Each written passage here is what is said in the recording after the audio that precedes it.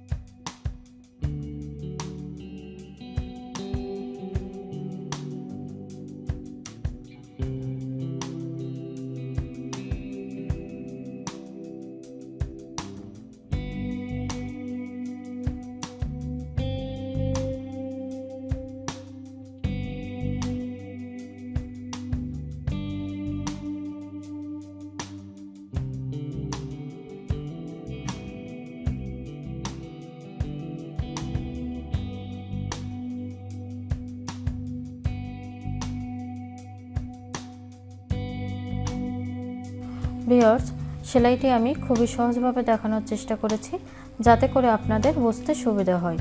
ভিডিওটি ভালো লেগে থাকলে একটি লাইক দিবেন আর সাবস্ক্রাইব করে আমার পাশে থাকবেন।